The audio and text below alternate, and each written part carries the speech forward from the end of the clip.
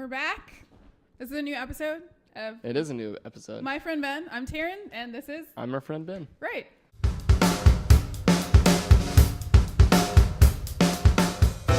Okay. And this is another episode. Yes. Hope you guys have been enjoying what we've done so far. I've heard from a couple Right. people. It's been really exciting to have support from what we're doing. We get new likes on our Facebook page pretty frequently, we one need or more two a day. But subscribers on YouTube as well. We've got we have over 100 downloads on iTunes. Okay, awesome. Or on our podcast, Yeah. not necessarily iTunes, but through our Yeah. hosting site. Okay, 77 unique downloads. So Okay. it's pretty exciting. that's exciting. Who are you people? I know. I don't know any of them. Tweet back, homies. Who are you? But thank you for watching and thank you Yes. for listening. Yes. We appreciate it. It makes what we're doing here not seem like it's worthless. But even if no one watched it, I would still enjoy having this conversation with you. So, but seriously, Yeah, no, I think it's important. That's why we're here. Yes, I know. And this week, I think we definitely have a pretty significant film to talk about. Mm-hmm. So, the Free State of Jones. The Free State of Jones. Yeah. Wiki. Or Jeff Davis County, as it was called shortly it? after the Civil War ended. And then, like a couple years later, they had a vote and they changed it back to the Free State of Jones. So then that point at the end of the Okay. movie when Okay. they're hammering up There's a Jeff Davis sign. I saw County that, Jefferson and right Davis. across the Okay. street he's going Jones County and he hammers up that sign. Okay. And so I that's saw in true. that Smithsonian article today, that Okay. they actually changed the name to Jefferson Davis County. Those and were it the days lasted when for, you like- could just do stuff. Like you could change your own name. Right. You could just change a whole place on You the could map's declare name. independence. Yes. You're just like, we're not participating in this and we'll shoot you if you come here. Yeah, if like only. those days are so over. Yeah. We're just like, I don't want to pay my taxes. I'm just going to shoot you. No, it's those not. days are over. Yeah, those days are over. Yeah. So muskets were okay. Like you had to take so much time to reload. There were Right. no armored tanks. Right, which is, why yeah. we have the Second Amendment, because no one really Yes. thought it'd be that big of a deal. Muskets. They were like, by the time you shoot once, everyone has time to leave Right, the room. or kill you. So yeah, how times have changed. Yeah. Man, okay. So how long ago did you see the film? I watched it yesterday. You watched it yesterday, Last so you're night. really fresh. At 9:30 p.m. at Terra, which is my favorite theater in Atlanta. Okay, yeah, the arts And theater. I was the only person in the theater except for my fiance, which Yeah. I've been trying my whole life to be the only person in a theater, and she ruined it. Aww. And I let her know that she ruined it, and she felt sad for me. Aww. She should have just jumped up and left. No, right I didn't want her to do that. I wanted because she's a history person, and so I wanted her to Right. watch that movie I with me feel and like be able the to process it with only her. So people who are really excited about the movie are history buffs. yeah, it is definitely not light popcorn Right. movie. It should have been a fall movie. I really feel like they should have released Yeah. it in the fall. It's I not agree. a summer It film. is not, especially. I saw it like right after the weekend of the 4th of July, which Yeah. it's not a patriotic movie. It's not a movie Right. that says, look how Right. great America is. Right. It's in fact definitely says the like real opposite, talk. So it's not like the hey whoop-de-doo. Like it's like really Right. serious. It's Yeah. really heavy. Yeah. But it's really significant, and I'm sure it'll like even though the box office for it may not be that great, the film is gonna just kind of bounce along. It's that long tail. It's definitely gonna have a Yeah, long it definitely tail has a long because tail. it is. And I think it might do significant. better than it thinks it will. Yeah, And it even hopefully. like the screenplay was done 4 years ago. Okay. And the studio didn't want to go forward with it because they Okay. didn't think there was a market for it. But then after Right. the success of Lincoln Okay. and then 12 Years a Slave, they were like, okay, Right. people can handle these types of Right. movies. And In the fall. So they gave Gary Ross the go-ahead. Yes, Not in the middle fall. of the In the fall summer. is the correct time But for I that. feel like with stuff like that, just conjecture. Sometimes studios, it's like they're like, we have better stuff we want to release in the fall. Basically, like so and so is more popular than you, so you can go in summer. Right. Like, because I mean, anyone would know this is not a summer film, but it's definitely more of a fall film. But I saw it in the summer, and that's okay. Me too, because that's when it came out in Right. the theater.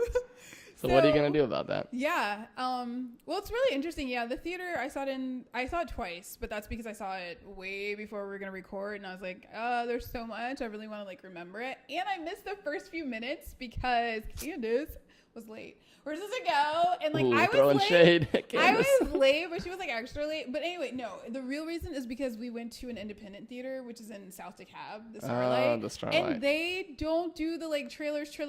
Like when they say start time, your butt needs to be in Was the that the? seat. Oh, okay. So I didn't know. Is that the new one, the South DeKalb Mall Theater? They redid it, yeah. Yeah, okay, cool. The remodeled. So I had no idea, because everywhere else, it's like the time 20 is when minutes the of trailers trailers, start. yeah. So we both were thinking, oh, it's fine. We'll just come in and see one trailer and have a seat.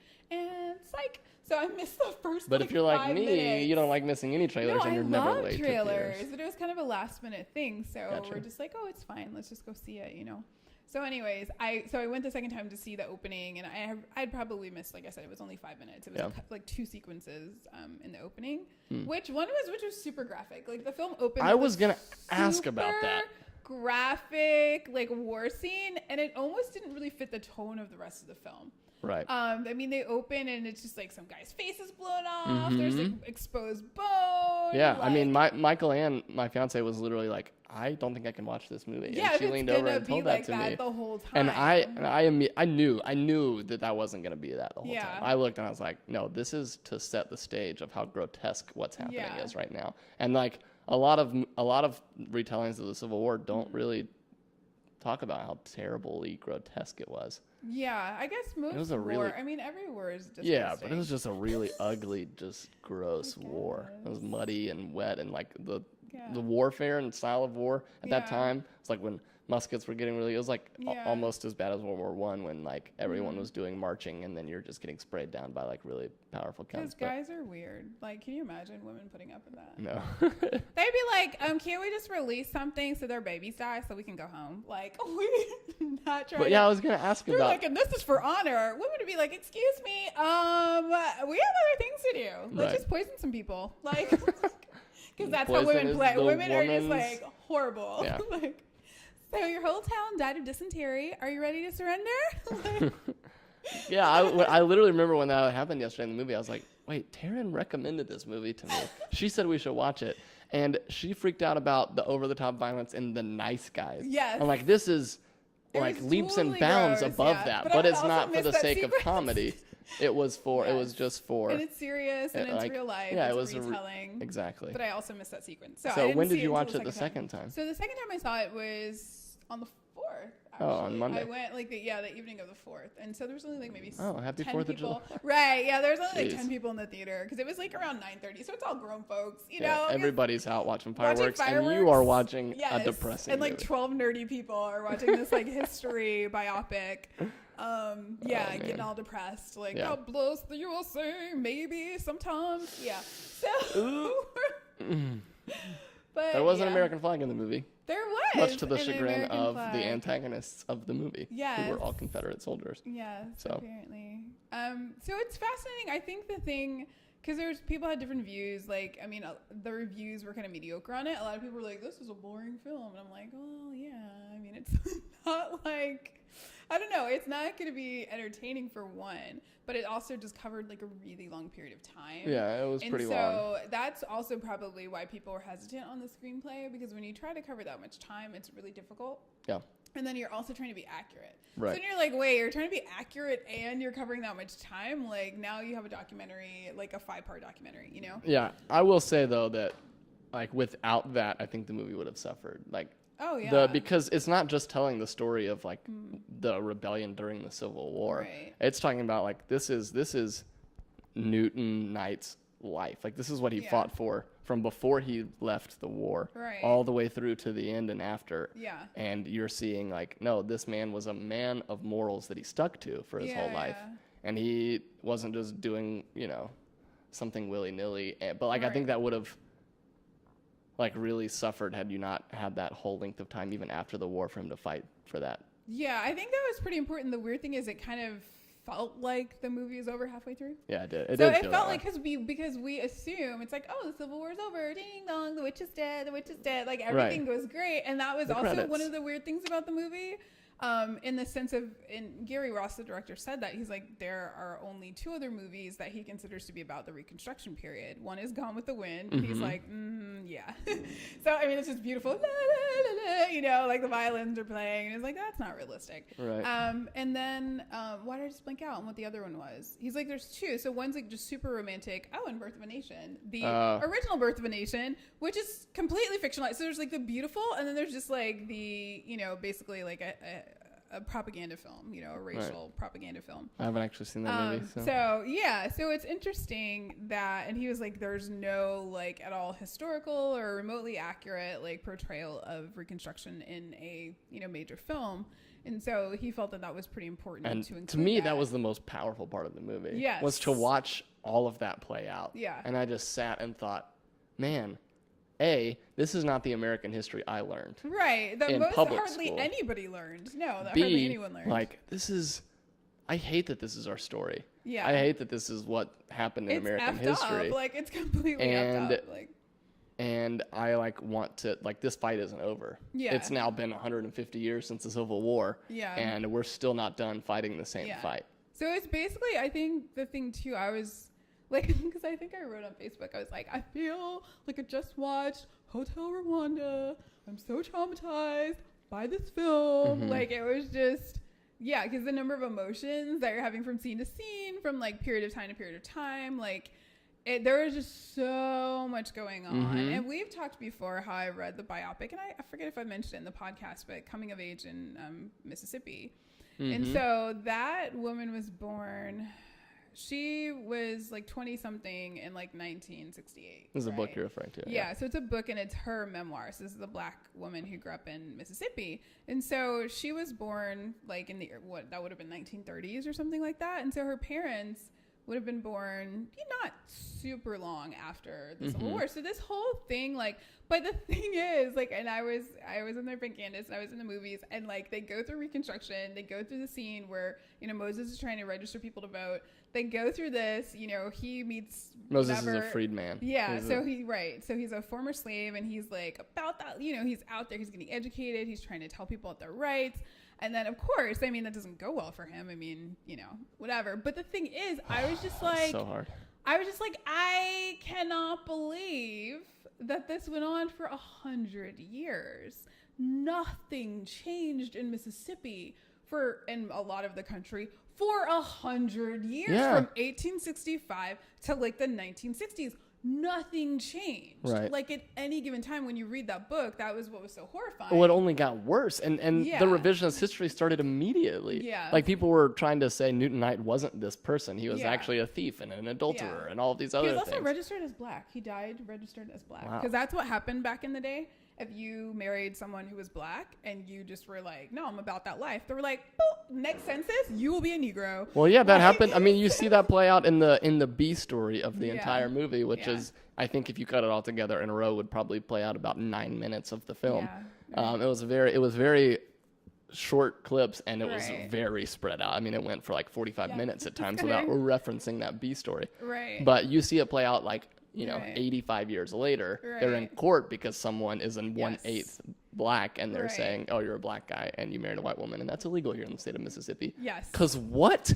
Because 5 years. You can get 5 years for that, because I just don't understand. I don't understand. 5 years, because someone behind me in the theater was just like, 5 years? Like, seriously? It's like, yeah. 5 years of time. Sentencing is there's no racial injustice in the sentencing process. Sentencing has never been fair. This guy with white skin is going to be called black because he's 1/8 black. 1/8. And he's going to be sentenced for 5 years instead of states, not sentencing for marrying and staying married to a woman. Right. Yeah, okay. They're actually married. Yeah, it wasn't like, you know, I don't know. He wasn't trying to marry her. No, they're legally married in the courthouse that the lawsuit is playing out in. Yes. And they're now saying he is unlawfully married. Yes. Even though he got a marriage license there. I don't understand how that would happen. He says, I was married here. Dude, it doesn't make any sense to me. And, like, just on a separate note, like Moses, the actual Moses from the Bible, married, like, an Ethiopian woman. Yeah. And, like, I just, like, people use the Bible as a precedent for, like, no, you're not supposed, you have to be equally yoked, and that means you have to look the same. But that's not what that means. Like, just read your Bible, and, like, the patriarch of all of Judaism and Christianity I mean, just Jesus didn't do that. Like, it just doesn't make any sense. I don't know. Yeah, the genealogy of Jesus was full of characters. It was like hookers, you know, Egyptian, foreigner, you know, all this stuff. It doesn't make any sense. So, I mean, people want to believe what they want to believe. It's true. Ultimately, about anything. Yeah, that's true. I mean, I'm guilty of the same thing. Yeah, I mean, it's like people want to believe what they want to believe, even when you present them with, like, opposing information.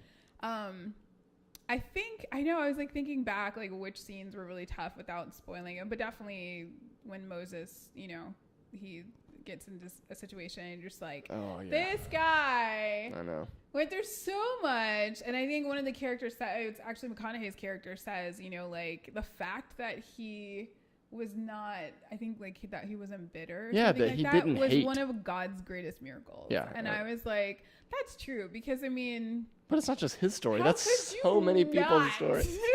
Yeah. be like, ready to just like kill everyone all the time. And some people do end up being bitter. And I mean, shoulder shrug. I mean, how could you not? No, for sure. How could you not be bitter? Yeah, I can totally get that. You're not even allowed to like be upset about systemic racism in modern society today. Like you can't even say like, oh yeah, maybe it exists and it's kind of bad without people saying, what are you talking about, and freaking out about it. Yeah. Like for him to literally have his family taken from him and other things that I don't want to spoil the movie, but like for him not to hate for his whole life is insane. Yeah, and just to keep trying. I think that's the thing too, because it's like he's like, no, I'm gonna keep trying. Like he spent all of his life, and I think that he represents obviously those people who did that. It's like regardless of what they went through, there's like just a long history, obviously, of resistance from the Black American community. And it's like, regardless of what different people went through, the fact that they would just get up every day and they would keep trying, and they were like, no, we're going to get our rights. We're going to register. Again, that's what the biopic that I talked about, it's Anne Moody's biopic. And that was her just getting up every day, death threats, doesn't matter. We're going to register people. We're going to just keep doing it. People did actually get killed and disappear, but we're going to get up. We're going to take maybe a week off to calm down, and we're going to get up and we're going to register people to vote. Right. Just the like, because even just everything about that time period, from the point of them like making their own houses, just how life was hard anyway, like them like building their houses with their hands, like farming, life was just so hard anyway. And then you just have this additional layer of insanity, like literal mental insanity, and legal insanity that was going on, especially after Reconstruction. Like the scene, I didn't know about the apprenticeship laws. Yeah, I didn't either. Until I read about saw those the today. film. So I mean, I knew that the reason that Reconstruction, the martial law period, happened was because of the slave. I assumed it was because of the Klan alone. Because by the time, in a history book, you get that one paragraph, that one little section, Reconstruction. If you're lucky, it's a whole chapter in your U.S. history book, if you're lucky. And then there'll probably be a paragraph on like, why did Reconstruction, the martial law start? And then we skip to World War I. Right. So it just goes forward. So 50 years of American history, doesn't matter. Yeah, I always assumed it was just because of the Klan. I didn't know that there was like a concentrated, which makes sense. I didn't know that there was a concentrated, just all these random laws that were put in place to just kidnap people. Right. And put them back in servitude. I mean, I knew about like South Carolina, their House of Representatives did become majority Black because South Carolina, man, there were not enough white people there. They were freaking out. It was like South Africa. Like after they were like, oh, they're freak, because they were the super minority. So certain states, I know South Carolina was one. I don't know about North Carolina. North Carolina as well was like ended up having a period of time that was a majority Black like state legislature. So I knew that the Klan and then just regular citizens went and intimidated and burned down neighborhoods to make sure that didn't happen, so that they could, because that period only lasted for like maybe 5 years, where that happened. Chris Rock has one of his ancestors was actually one of the state legislature persons. I forget if it was North or South Carolina. Yeah. So I knew that had happened, but I didn't realize how much other stuff was going on. I assumed it was just because of raiding and burning. I didn't even think about like lawmaking. Yeah. That was like every state pretty much unanimously enacted the same laws to. Of course, they were like, hey, they're doing this. Because to be fair, part of the Civil War, not the main focus or most of what it was fought for, but part of it was for states' rights. And so the federal government has now rejoined made the South rejoin the Union, and they're still fighting in their minds. They're like, well, you say that all the slaves are free, but watch this. No. Because we have laws that we can govern ourselves with, and we don't need you, Washington, telling us what to do. It's very much this Southern mentality that I've been raised with. Nothing has changed. And so like it was absolutely policymaking too. And I just after that movie and reading some more today about it, about actual history and more of Andrew Johnson's presidency. Like how crazy, like the assassination of Abraham Lincoln was, and the like crazy shaking the future of history it was. Like if John Wilkes Booth would not have killed Abraham Lincoln, who knows where we'd be right now. Right. But like because he did, Andrew Johnson was from Tennessee, grew up in the South his whole life, and was a was a Democrat. Yes. And Abraham Lincoln was like, oh, I want to signify how unified we need to be as a country, so I'm going to run with the Democrat as a Republican and try and unify the body. So then when he's assassinated, like, yes, Andrew Johnson was a unionist and was not a segregationist, but as soon as he's president, he's fighting for the same things that he grew up knowing and like being around. And so everything that Abraham Lincoln did was reversed in the like literally in the snap of your fingers, as long as it takes a bullet to leave the chamber of a gun. Like everything was undone. That was so crazy to me to realize how quickly it just went right back on its word with the guy now gone. Like, and he was even like cold in the ground. Yeah. It's like, oh well, we're so sad for your loss. Golly. Yeah, it was a really hectic time. Like that little like Reconstruction should definitely be its own class, I think, because I think it would help people understand. Because I need to stop doing this, and so maybe I'll just get off Facebook. But you go on Facebook and you read the comments. Like just anywhere on the internet. Never read the comments. Never read the comments. Do not read the comments like I do it. Why do I read the comments? But we'll read yours. If you comment on our videos, we will read them. Yes. Before we go, why did we read that? And then we will get in a fight with you. So I'm reading because the gorgeous Jesse Williams, gave a speech on BET that was like the most Black people pro Black people thing that has happened on BET in probably 10 years. Yeah. And so. But Taryn, he's half white. He can't talk about that. I know he can't do that, and he's gorgeous. Gorgeous people should not be political. He's in Hollywood. He has a lot of money. He doesn't know their struggle. Right. So it's like, so I'm reading the comments because there's the petition or whatever. Fire him off of Grey's Anatomy. That's a thing. There was a petition. There's a petition for everything, right? So like it doesn't really matter. But so it got a little buzz. Like there's a petition, and people are like, yeah, this guy should not be on Grey's Anatomy. But then you're like, okay, simpletons, Shonda Rhimes is worth way more than any of you are, and I don't think she was offended by that speech. And then apparently, I learned through this as well. The current president of ABC is also a Black woman. Oh. So save your petitions. I don't think that's gonna get you very far. I think the thing is, I was just realizing, I was like, this thing about not being able to speak honestly, and then just in the face of the recent killing of someone, the police shooting a Black man that's laying on the ground. Today. Yeah. Or yesterday. Alton Sterling. And then just that this is still happening where like, I don't know. And the thing is, of course things happen, right? Just like we have mass shooters. Right. But there's a sense that like a mass shooter will actually be arrested and put in jail. Right. When the police particularly shoot, and it's not always, but we Black people do bear the brunt of it. We handcuffed him. He was laying on the ground. We shot him anyway. Multiple times. 5.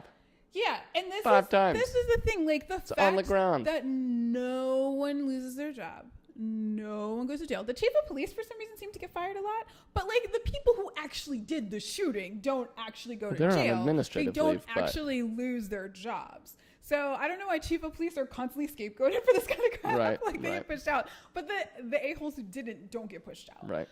So that's really what it is. Yeah, of course things are going to happen, right? Stray bullets happen, for goodness sake. But there's an expectation that when injustice occurs, that there will be consequences for the perpetrators. Right. And that's the problem with the police shootings. But so I'm reading the comments. So in the comments for, the Jesse Williams petition, whatever, and the Facebook trending, I'm reading this like little, I say little girl because she looked like she was your age. No, she looked like she was like super young. I'm not little.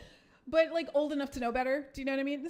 I'm not little. No, you're lanky. But what do you call it? Like she was just like, what is Jesse Williams talking about? He should be fired. Slavery is over. It is so. Gosh. And I'm like, first of all, he was not at any point in that speech referring to slavery. So first of all, that was actually not about that. If anything, most of that was about. Why are you redirecting? Yeah, it's like, but it's also like, how come you have no comprehension skills? Like, do you seriously have like no listening and reading comprehension skills? Because he was specifically most of it talking about issues in education because that's a lot of what he advocates for. But then police brutality were the two biggest things. Right. Besides the side comments about black women will do better, which was not for white people, it was for the brothers in the room. So, Right. so there was a whole segment where he was talking directly to black people as well. Right. So I was just like, why am I reading this? Why am I reading this? Why am I reading simple-minded people's comments? You didn't watch the other video, did you? And which other video? From the woman who I don't even want to give her the blonde honor lady? of saying her name out loud. No, because I was like, who is she? I never heard of her, so Oh, she no. doesn't matter. Oh, no. Is she important? She's not important. She thinks she's important, Okay, but 'cause this I was is like, not who the is this first I've heifer? heard from her. Oh, really? Oh, What no, was she complaining she's- about before? She's been she complains about this stuff particularly, Oh, and okay, anything okay. that Black Lives Matter has ever Okay. done, she's probably Well, she needs talked to about stop it. dyeing her hair. Well, she works for The Blaze, which is is Glenn Beck's TV show. Oh, okay. So she's obviously vying for a position Yes. on Fox News or somewhere Her later and in her life. Stacey Dash Like, needs to take many. she's gonna be on TV somewhere because she's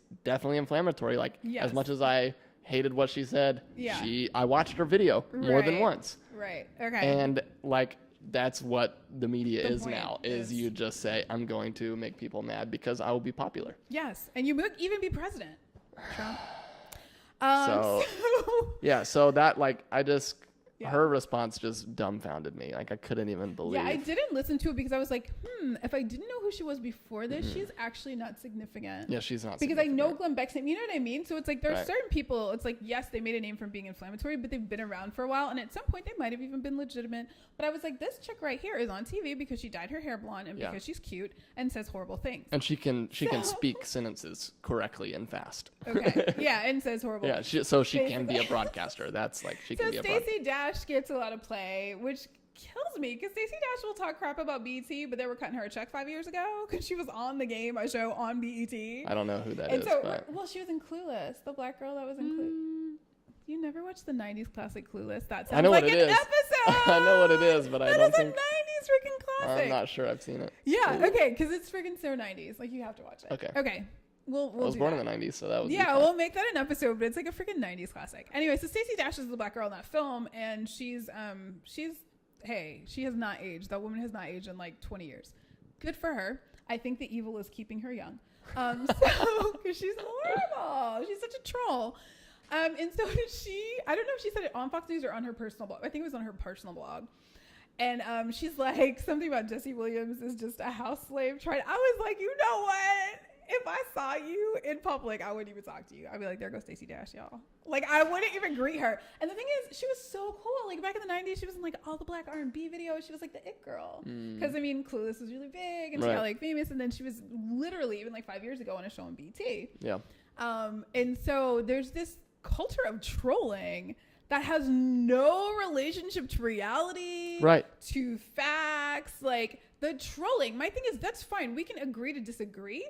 But, like, when you're at that level where you're just saying absurd stuff and, like, character assassination, like, that's where I'm like, that's where I draw the line. Yeah. Like, that's totally not cool. Right. Like, it should never get to that point where you're just, like, calling people out of their name. And Well, now, like the current state of our society and our culture is that there's this broad sweeping distrust of any institution. right. So whether that be governmental, Yeah. the news media, Right. or Hollywood or the music industry, like we just Yeah. don't trust the establishment right Yeah. now, which is The why man. both Bernie Sanders and Donald Trump are winning. Like, and Yeah. so you've got this like incredibly ridiculous sentiment that like the news media is just lying to your face all the time. Yeah. Who's journalists whose job it is to report facts in the news. And so now Right. the more absurd headline you can have, the more real it sounds to the average listener, because you're like, oh, this isn't PC. This isn't like a secret. Yeah, They don't this wanna tell is us. They don't want us to. yeah, know they don't this. want us to know this. They, And so like it's just this mass misinformation. And Yeah. then you get these biases that like, oh, I've done the research, but the research that I did was misinformation. And Yeah. now you're arguing against my misinformation only makes me solidify and get Yeah. defensive for the things that aren't even real because, Right. oh, that came from an established news source, and so it's probably a lie. There's definitely a segment of the population, and unfortunately it's getting bigger, who's totally on that page. It is crazy how big it is. And then the thing is, it's insane. I'm sad for people who can't tell the difference between fake news, and there are fake news sites that personally I wish we were a little bit more like government controlled, where they'd be like, you know what, you need to say somewhere this is a fake site. There's some people whose reading level is not very high. They need to know that this is the fake site. So a lot of people whose English is the second level or second language, like who live in other countries, think the Onion news is real. That's very true. Other countries don't have a place for like, oh, let's have fake journalists and have that be a job that makes money. Like that doesn't exist anywhere else. So why would someone believe that concept is real? No, I mean, seriously, I was even reading, there was a thing where it's supposed to be this journalist going into North Korea and like finding all these back, it was like a 5-part series, and he was supposed to be saying this stuff in. So I'm reading it and I'm like, oh, this reads really well. This is interesting. I'm wondering why I haven't heard about this before, because it reads really well. I get into like the second or third part. I lived in Korea for a while, and I was kind of like, that's interesting. That's interesting. I don't know that, somebody would say this in this way or whatever, or this guy, he's supposed to be Chinese American, but his Korean is just so legit. Nobody notices. Also, that was weird because I was like, well, South Korean Korean and North Korean Korean is different. Right. I mean, they're gonna know you're not speaking North Korean Korean. Like there's no confusion about that. Anyway, so maybe I'm reading this. I get into like the 4th or 5th part of it, and then I was just like, nah, this isn't real. I've been reading it. I'm in part 4, and now I'm thinking this is literally not real. Oh my gosh. And then I'm reading the comments, and people are very concerned, like what happened to the first. And then I get to the last part, and they're like, "Oh, the reporter, he was not able to send it the last part. He just sent a small note saying that he was captured, on the train trying to escape with this woman or whatever."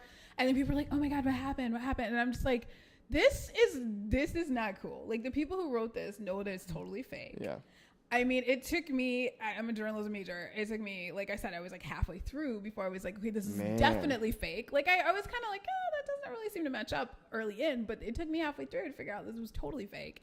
Right. And I just think there's just a lot of people who are taken by, again, what you want to believe. So the less you know about Korea North or South, the more easily you're fooled by that. Right. And so similarly, as I guess people, if you come from areas where you're not living around people who are not like you, who don't look like you, whether you're a black person who lives somewhere all black or you're Mexican, whatever your situation is, you're gay and everybody you know is gay, like you can start to believe things that are absolutely not true because you have no real basis on which to judge the information that you're receiving. Right. And that's scary because I feel like, apart from maybe living in a legitimate city where you have to take public transport like New York, that's becoming more and more people's stories. And maybe it's always been like this, but I guess the internet makes everything more obvious. Mm-hmm. So maybe it's always been like that. But like it's just so obvious when everybody can post their opinion publicly. And to some degree, the internet has legitimized every source, every opinion, every point of view has now been legitimized. Right, because you can make a fake site in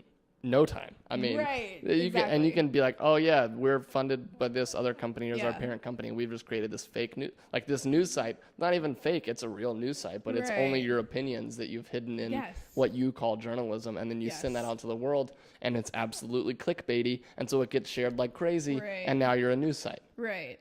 And so, I mean, that it's just crazy because it's like, I guess there are, in some sense, the positive, right? There are no more secrets. So for all of the conspiracy theorists out there, it's out there somewhere. The problem is we have, like, I feel like, in a sense, even a little bit less of a way to judge between truth and fiction. Right. It's hard. So, I mean, the reason the Reconstruction period went the way that it did, I think, for so long, you have to imagine, too, like, now, like, other countries can put a little bit of international pressure on one another if this or that is going on, right? Because it's so quick that you can find out what's going on in other countries. Right. So, like, the UN apparently released some document, like, telling the U.S. that they need to do something about, like, the U.S. didn't handle slavery properly. It was like, oh, snap. Like, you can do that. Like, when I lived in Korea, the UN wrote a statement. They issued a document to South Korea that were like, you're being prejudiced against your immigrants. Like, there's pressure in ways because information is so open that wouldn't have happened before, where it was easier to keep secrets about what you're doing in your place with your people, your pawns, right? And so I think one of the things that was also interesting, just to get back to the film, was that when McConaughey's character, these are the poor, non-slave owning, they barely have any land, they have a couple of acres, all those farmers, it was just interesting the way, at least it played out in the film, where they find out that the people with money have decided they don't have to participate in this war anymore. If I own at least 20 slaves, my oldest son doesn't have to fight. Yeah, they're just like, hey, people with money, we don't actually have to like be here because like we have like slaves and stuff, so like we shouldn't be fighting. Like, what the heck? A rich man's war, but a poor man's battle. So like, in the way that they find out, it's like word of mouth, and then someone finally gets a little paper document, and I was just thinking about how slow that is, whereas, you know, you have the crazy Richard Snowdens of the world. Like, you have the release of information. Edward Snowden. Oh, sorry. Yes, he would be okay, sad. I just want him to give him his credit. He would be sad about that. He's not the WikiLeaks guy. That's Julian Assange. Right. Those are different people. Well, it's man, neither of them can go where they want to go anymore. So. Yeah, well, that's what they have in common, and they're both white men. Yes, and they release a lot of info. But I think that's the thing, like the way information traveled at that time, and the way that I don't know. It's just even amazing to me that there were 200 people who took 3 counties in Mississippi during that time, because it's like, how did they even find each other? How did you even know that there were people? They didn't tweet it, yo, if you want to leave the army, come join us in the swamp. Like, how did they even know where to go? Deserters 2015, you know? Come and get us, you know? Like, it was really crazy that people could even organize. Right. And I think throughout history, I don't know, it's just such a major shift with technology, the way that the information is being disseminated. And so that immediately today, what is it, over the night, this guy, that happened, Alton Sterling. Yeah, Sterling was murked, basically. Let's just be real. It was like they just gangster murdered him, like on the ground. The cops did. And then we know immediately. There's like, video wake up of in the it. Morning, there's video, documentation. And everybody knows. Yeah. So, I mean, it's like, and it's all over. And I'm sure, you know, people all over the world are looking at it like, this is why democracy is bad. Because that's what they say in the communist places. Do not trust the democracy. It's not true. You know? So, but that's the thing. Like, everyone knows immediately. Right. And for better or for worse. Yeah, there are definitely negatives to that. I mean, because you can then spin things immediately. Yeah. You're like, oh, here's our agenda. What's the thing? Oh, okay, let's say it with this headline. Right. This is what we're going to talk about. We're going to focus on these aspects of this story. And we're going to spin this from the get-go. Yeah.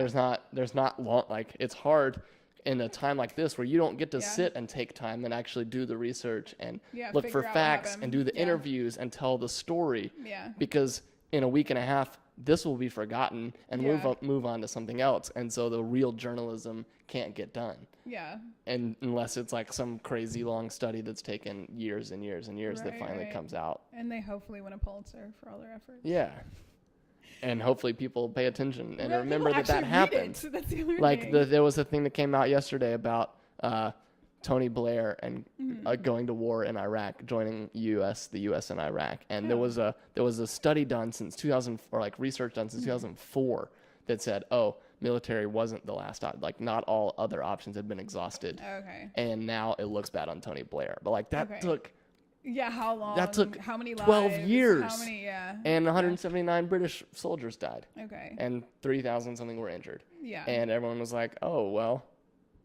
This is terrible, but like the journalism did its work, like the research happened, and now we can look back on this and see it. But that doesn't really exist. I mean, those things still exist, but stories now are told so quickly that you just got to get it out there. Everyone knows, and you got to form your opinion immediately. And the social memory, true. And the social memory is like short, in that way. Yeah.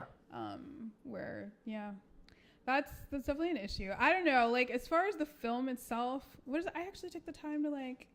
But I don't want to go too deep in this, but No, I think that's good. I think we should talk about that. I like that. So the director, Gary Ross of Free State of Jones, he made this little video, and he was saying that there were 4, I guess, myths about the Civil War and Reconstruction that he felt, needed to be debunked. And all of which I subscribed to until for last most week. Of my life. Like, until we started this podcast. No?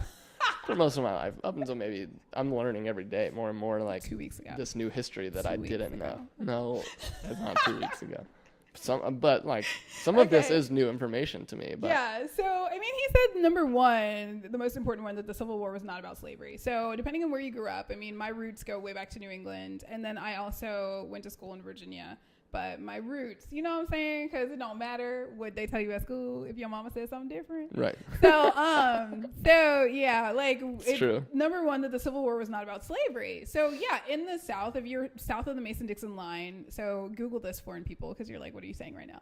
If you live south of the Mason-Dixon line, you will be taught that it's the war between the states.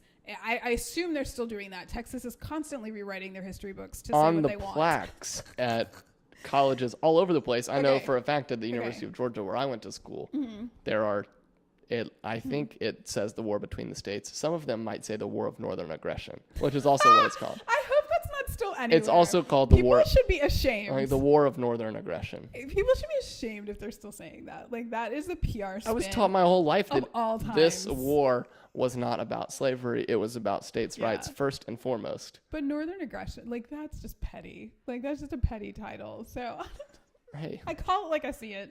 Like that's just. No, I mean I don't disagree with you, but I'm just letting you know that that's what they call it. People north of the Mason-Dixon were calling it the War of Southern Disobedience, right, like, or whatever. You know, of Southern. What you know, we're just like Southern Rebellion, guys. Yeah. So I don't. No, know, I mean they were. They were probably calling it that in some places. Because the thing is, like, the North totally moved on. Okay, and I saw this meme. Like, we're still on number one, but I saw this meme. And I was like, okay, the internet has no chill. No one has any chill. Everyone wants to say something about everything all the time, which is why I'm like, I probably need to get off the internet. And I was like, granted, this is true. So it was like a big Confederate flag. And then the person was like, the South can't get over the war, but you expect us to get over slavery? And it was like, oh. I heard the sound effect after I read it. But I was just like, seriously? Like, I don't know of any other occasion where someone got their ass whooped and then still wanted to talk about it. Right. Remember that time I got my ass whooped? That was messed up. Like, who does that? I'm still gonna remember it and talk about it and have a flag. Bring it up. And talk about how great we were. No one brings up an ass whooping. Who brings up the time they got their ass whooped? People try to pretend like that didn't happen. Like, this is the only instance I can think of in like the whole planet. Yeah. I'm sure there are other instances of big planet. Please let us know. But I'm just like, who does that? Although, who takes a whooping and keeps talking about it? We really believe we almost won. We were close to winning. Is that what that we was? were close to winning. I mean, it was like a couple battles. God don't like ugly. You know what I'm saying? I'm just saying. When the hand of the Lord is against you, Israel. I've been reading the Old Testament recently. Me too. There's nothing you can do, you know, like all the wars and whatnot. And it'll be certain ones the prophet will come in. The prophet will come in and be like, you know, you about to get killed. Just letting you know. Like, God seen what you did, and he not about that. Like, so sometimes you just got to take the whooping, you know? But I don't know. So it's just very interesting, like that thing, depending on where you were raised and educated, people very seriously are like, no, I mean, slavery was like a little side note. Right. Right. So where you can Google it and look at all the secession documents, it's pretty strong. It's as strong, if not the very first thing in the secession documents, like in the first paragraph, they'll talk about, hey, slavery, not letting it go. Because, and here's the thing. We make money off of it. Yeah, and here's We're the thing. so rich. Like, the North tries to act like, oh, blah, blah, blah. Here's the thing. By the time the Civil War was about to happen too, like the North, obviously they didn't allow slavery in those states. They had slaves. Every colony in the states had slaves at some point. Absolutely. So at the point of the war, the North was trying to move on. Here's the thing. I'm like, everybody needs to be proactive. The handwriting was on the wall. The South was not proactive. The handwriting was on the wall because the North had already moved on to industrialization. Right. They were no longer agrarian.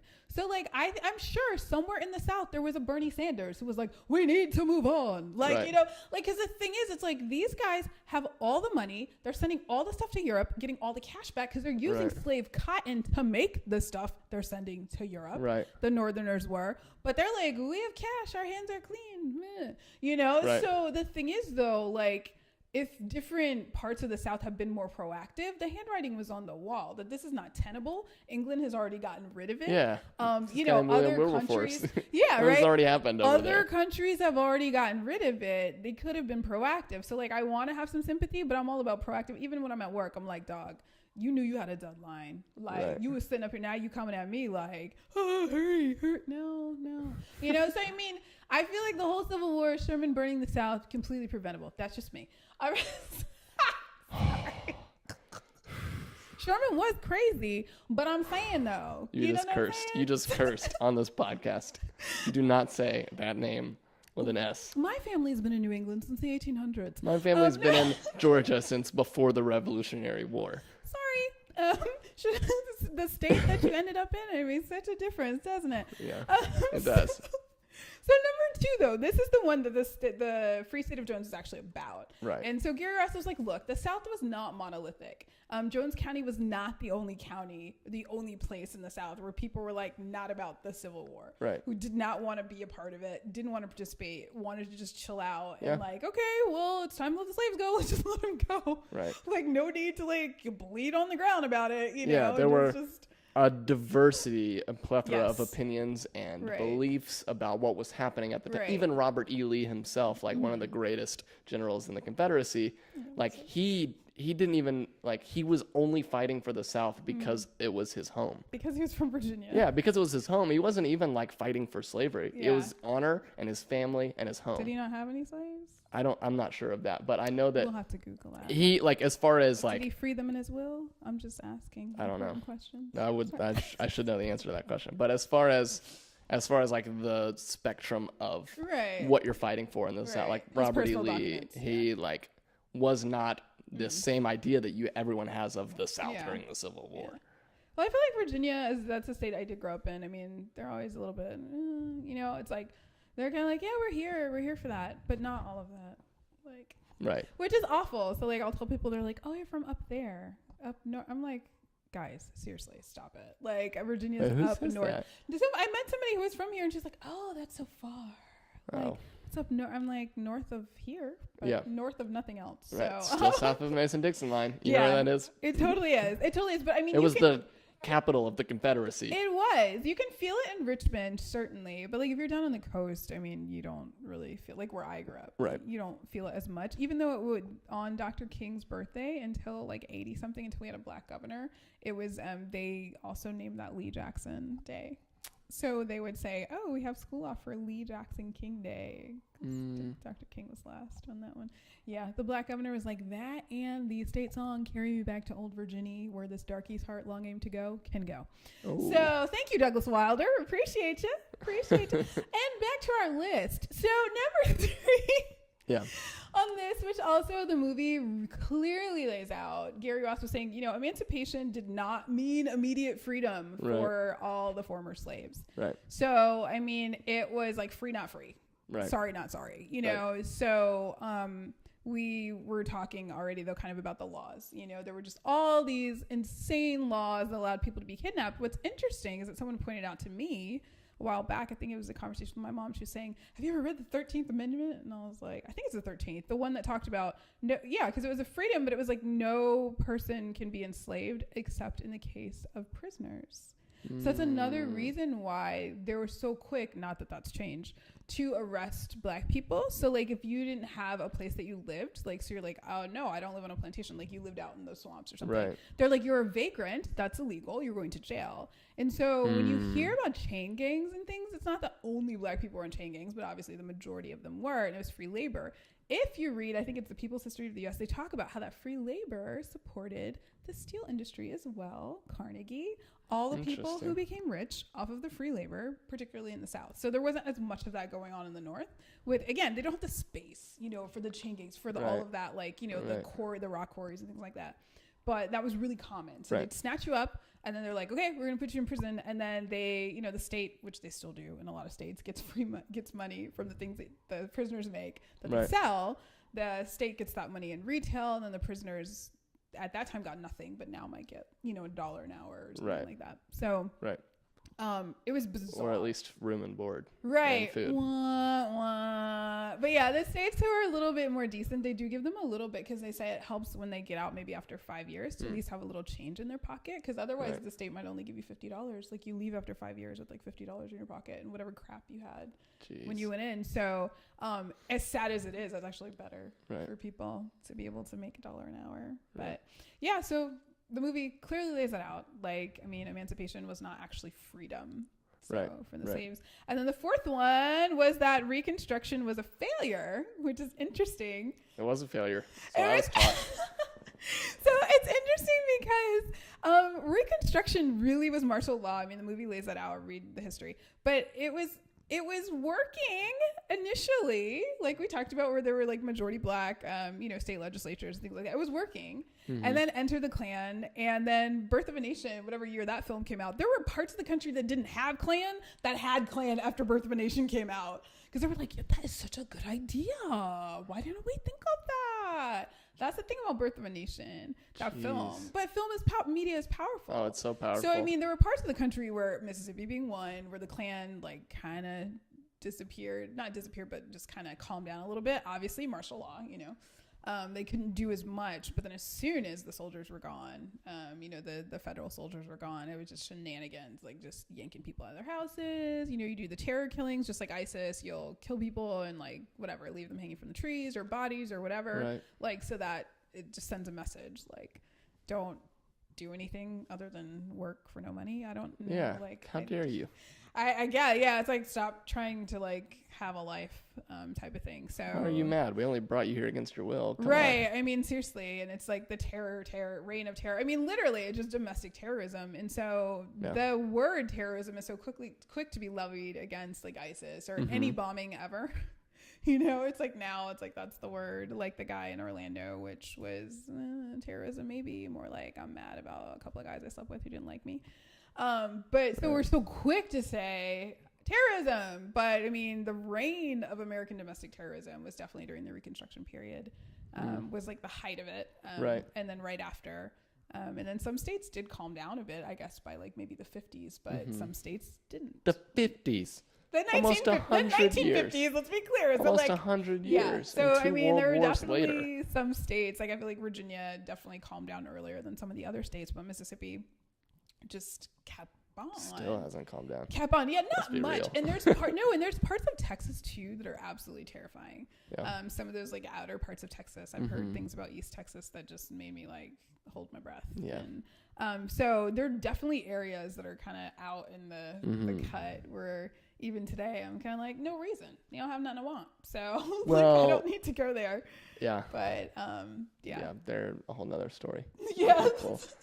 Out in the middle of nowhere. The isolated people. The poor white people who Yeah. think that now they don't have a place anymore. And so they think they're being marginalized and like their culture is leaving them. So they say, oh, let's attack these other people. We want a savior named Donald Trump who will give us what we want again. And I think that was the overarching theme. One of the things that if the Free State of Jones had been cut differently, the message that, especially McConaughey's character, which you get from Newt Knight, was that it's like you're fighting the wrong people. Right. Like the reason you have nothing still after these people have been violating the law, and in the case of from a union perspective, these people around you, these rich Confederates, have been violating the law, completely standing on the wrong side of the law, and then have come back and have still kept you oppressed. Like all that land that was abandoned, those who were loyal to the union theoretically should have been given some of that land, but they were hoodwinked once again.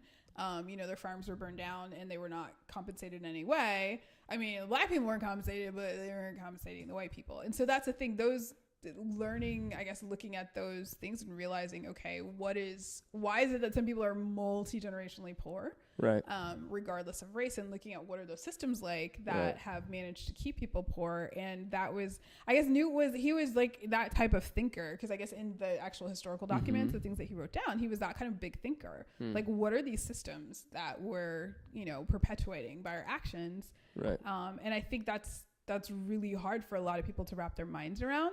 One of the things Joan Trumpauer, who is still alive, and I hope I get to meet her one day, but she was one of the freedom riders, a white lady from Virginia. Woo woo. And so she said that when she was growing up there, her mom would always say to her, because back in the 50s, whatever, was like, oh, well, don't complain, at least you're not black. Like, that was the whole thing. So it's like, as long as there's someone that you can crush under your foot, then like your situation is better. But it's like one of the scenes in Free State of Jones where one of the white deserter soldiers calls one of the deserting slaves, like one of the slaves that was there, he calls him a nigger, and the slave looks at him and he's like, how you ain't? And I was like, that is Bama. What did he just say? Yeah.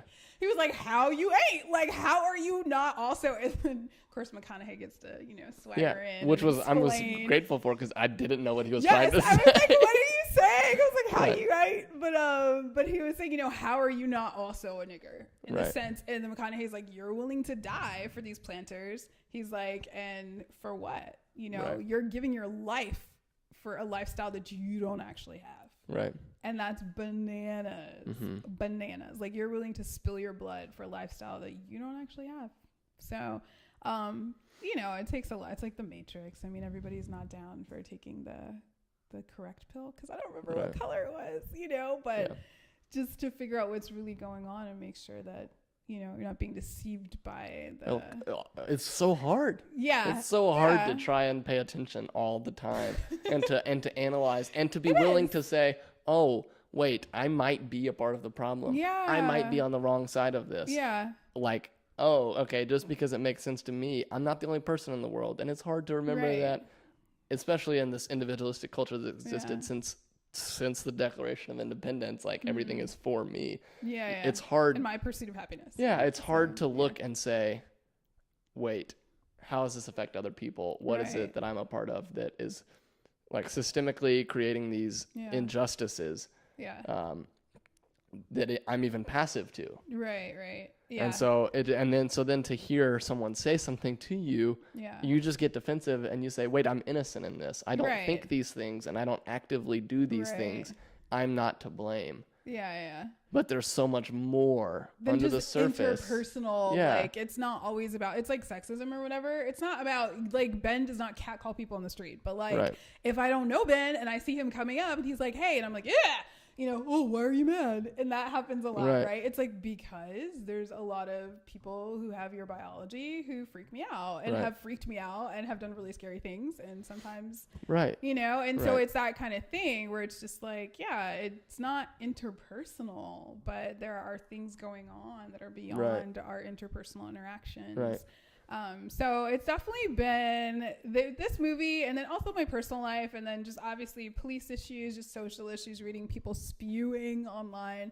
It's been a rough, I feel like, couple of weeks for me, but particularly this past week. And it's really just caused me to like reflect on like what's important, and stay focused, and also not fall into that group thinking. Yeah, I was gonna say, we have to be very gracious still, even in the midst of it, as to walk with people through this, and even ourselves let people have grace for us when we are in the wrong, and try to stay soft-hearted. I think that's a thing, because it's like when you do feel potentially attacked, or like I have an adorable nephew who's going to be a gigantic kid. Like Tamir Rice got shot at 12. When you hear the police call, they're like, oh, black male, 21, 22.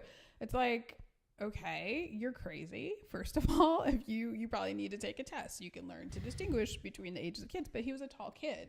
He didn't look 20 at all. I mean, he might have looked 16 if you're just like stupid. But I mean, he was a tall kid. My nephew's going to be a very tall boy, like his dad, who's 6'5". So, I mean, I look at this stuff and it's very easy to get really worried, because people are paranoid and jumpy, or just downright, I don't know, completely and utterly racist and looking to murder someone. You can never tell which one it is, unfortunately. Like, are people just jumpy, or are they just in the mood to kill someone today? Regardless, when your life is taken, it's taken. And I think for me personally, I'm always in a place of having to like just conscientiously, you know, as a Christian, as a person of faith, you know, whatever, just to consciously try to keep my heart from getting really hard and getting really bitter, or opposite, getting depressed, you know, because some people do that. And we're just in this place where you're like, I don't want to engage with the world anymore. Because no one can be trusted, or just there are too many disappointments, you know, and things like that. And so I think just really actively not only trying to be an activist, like maybe Jesse Williams or something, but actively staying open to the people and possibilities around you, is just something that's really important. Difficult, absolutely but important, difficult. You know. So absolutely. And the other response, like for the people who respond, like see these things on TV and hear people talk about it, and we're so quick to like make a story out of it. Like also we need to remember to like weep with those who weep. And like when something tragic happens, regardless of what you believe about the situation, someone was killed. Someone has lost a life. And for someone, it's not theoretical. Someone's family. And then even also, like, as hard as it is, like, someone shot someone today. And like maybe they regret it immediately. And like we have like that person's life is probably like crazy right now too, and they're upset, and we just like, there has to be so much more grace and patience given on every side to let people have space to mourn, and to give people their place to walk this out and to work through these things, and to be and to stop jumping to conclusions so quickly, and however long it takes to work through it. That's the other thing too, which is so hard to give people the space to do. It's like any type of mourning. So I posted a video about that, and the girl was kind of like, I'm in mourning. She's like, I'm calling him black today, like I just can't, like just, like I can't go to work, it's too much. And I was like, it's a funny video, it's cute how she did it, but it's like, some days you kind of feel that you're just like, it's just too much today, I cannot. So we got to give each other space, and definitely for those of us who are praying people, it's definitely something to pray about. For sure. I wanted this to be more funny and more entertaining, but it was very educational. Also, it's a heavy movie, and it's a heavy day, so and that was there's a time lightning. for comedy. If you were watching on YouTube, that really was lightning. I wasn't gonna mention it. It was a thunderstorm this whole time. But we're getting a little long today. Yes, we are. It was about totally an worth hour-long it. podcast, but I think it'll be okay. Thanks for listening. If you made it to the end, we love you. So, be sure to like us on Facebook and tweet at us, My Friend Ben Pod. Interact with us. Comment on our YouTube video. Subscribe. Share it if you feel so inclined. If you feel led. Not because we think we're important, but it's a good conversation starter. And it's a good conversation starter. It is. So share it. It is. Even if you disagree with us, it's a good conversation starter. So. Yes. Okay. All right. Godspeed. Bye.